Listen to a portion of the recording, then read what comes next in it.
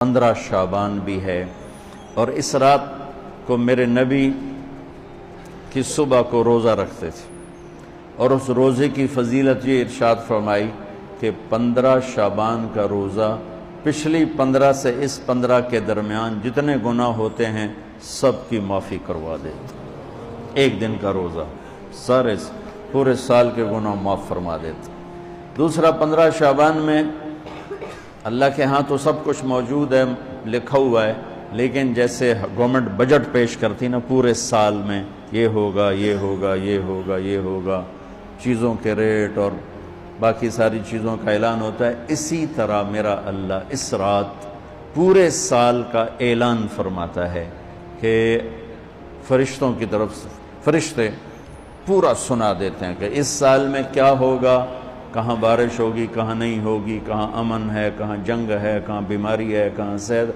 कौन कैसा वक्त गुजारेगा, कब मरेगा।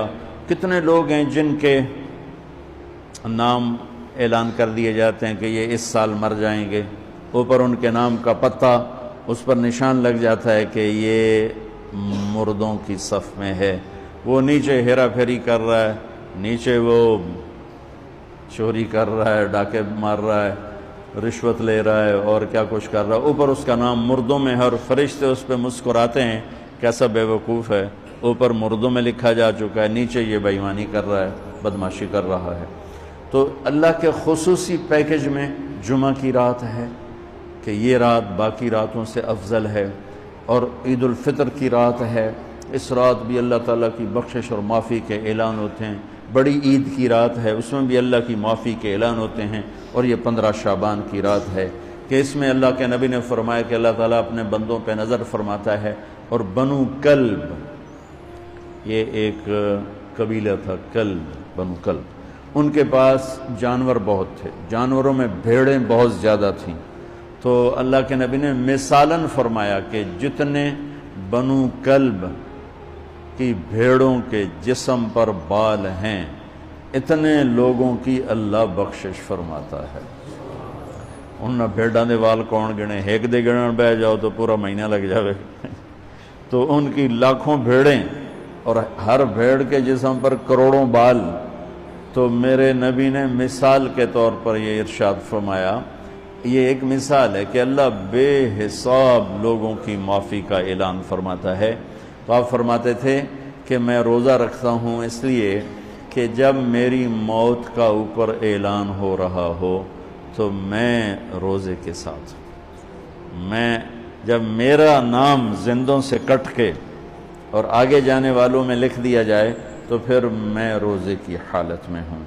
तो इस के दिन का रोज़ा और रात की बंदगी, रात की बंदगी कोई मखसूस नहीं, हमारे यहाँ बहुत सारे अजीब व गरीब काम शुरू हो रहे हैं। और 15 शाबान हो, लैलत शब क़दर हो, शब जुमा हो, या जितनी भी ये इबादत की रात है, इसमें कोई इज्तिमाई इबादत नहीं है, इसमें फ़र्द की इनफरादी इबादत है और घर में है, मस्जिद में नहीं, घर में। अपने घरों को मस्जिद बनाओ। मेरे नबी कभी भी सुन्नतें मस्जिद में नहीं पढ़ते थे। अब हैरान होंगे कि मेरे नबी ने कभी ज़िंदगी इशराक पढ़े, मस्जिद में 2 नफल आपने पढ़े हैं इशराक।